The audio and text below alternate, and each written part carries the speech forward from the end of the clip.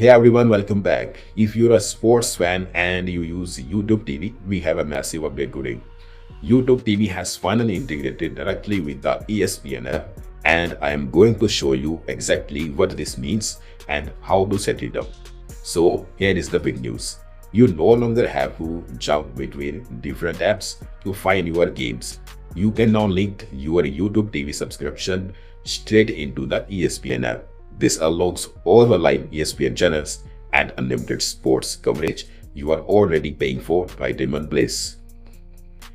Setting this up is incredibly easy. First, open the ESPN app on your Roku or Smart TV and head over to the settings menu. From there, select TV provider. A list will pop up. Just scroll down, select YouTube TV and log in with your Google account. This is it. Your accounts are fully linked. This is a huge win for cord cutters, especially with the football season just around the corner. Let me know in the comments what you think about this new update.